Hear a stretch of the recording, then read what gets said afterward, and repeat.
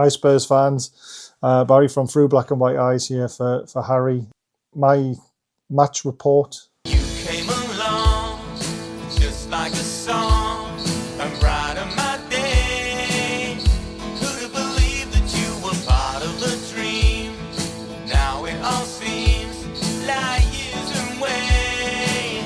You know I can't smile without you.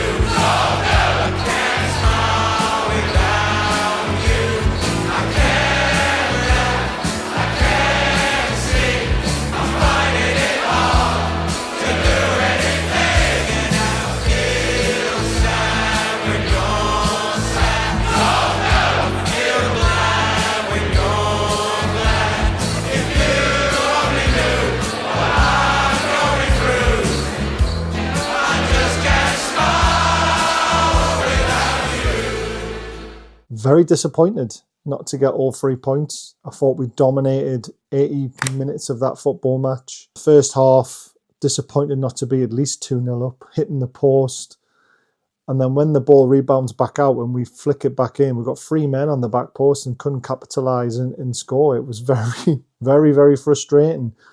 You guys had a great chance. Well, I would say a great chance. I thought it was a well executed flick from Bergville that went over the bar. I've got no idea how he managed to put that over the bar from how he flicked it. It was incredible.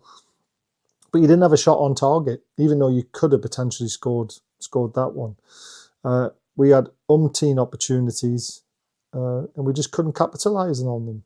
Second half, he makes some right changes for me. He brings Bruno on for Tonali. Tonali obviously carrying a knock. We hope that's not too bad. He brings Gordon on the left wing, and those two players changed the game, and it was Gordon who was fantastic going down the left-hand side, using his pace to get past your man, committing defenders over to help, slides it into the box. Voldemort lays it back to Bruno, and it's a beautiful finish into the far corner. And I thought that would be the end of the game, to be honest with you. I honestly didn't think there was many goals left in it, and how wrong I was, because within a few minutes, you're up the other end. It's a good ball in from Kudus. But how has Dan Burn allowed Romero to get in front of him to get his header on target? It's a great header, great diving header. But Dan Burn, for me, needs to do better in that situation. He tries to clear it with his foot. He lets the striker in, and it's a great header. It's fair play.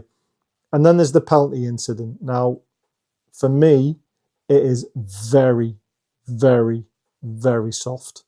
However, the letter of the law is if the player's not watching where the ball is, the flight of the ball, and he's consistently holding the attacker, it's a penalty. So it's soft, but it is a penalty. He's only got himself to blame. The ball would have ended up on Dan Burn's head, and he might have scored, he might have missed. We will never know. So from that case, it's a penalty. Why all the confusions in the penalty area before Gordon puts the ball on the spot and slams it home? And then a lot of Newcastle fans are criticising Eddie Howe for making a defensive substitution. I think Eddie Howe was on point. I think Shaw needed to come on. I thought you guys were pushing and pushing and pushing for that equaliser. And it's not easy to just get the ball in attack again. Yes, we should have seen the game out better potentially. And I mean, how he scored that bicycle kick after shinning it, and it's gone past 3 defenders and then trickled into the corner is beyond me. I think Nick Pope saves that because he's got a bigger reach. But it's just one of those things. And you were brave in the last 10 minutes, but where were you for the other 80 minutes? That's the big question. Bergville, by the way, man of the match for you guys. You've got a right player on your hands. I said this before the the Carabao Cup. I'm in the review for the Carabao Cup. Then you've got a special player on your hands in Bergville. He's very, very good. But other than that, I honestly don't think you deserved a point, to be honest with you. But you took your chances. 2 shots on target, 2 goals. I mean, you can't get any more any better than that, can you, from your point of view? But we squandered too many chances. So just one of those things. You can take your point. It's your first point in a long time at St James's Park, to be fair.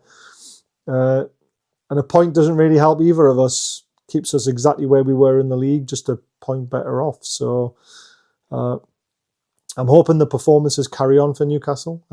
And we take that into Saturday against Burnley. You guys need to do a lot better. You're better than that, but you are missing a striker. You can see it. You're missing a focal point up front. Until you get that sorted out, you might struggle a little bit, but the signs are good for footballing wise. So yeah, I'm not too sure what your season holds for you. I thought you were going to be our challengers for 5th spot. I didn't think we would be where we are.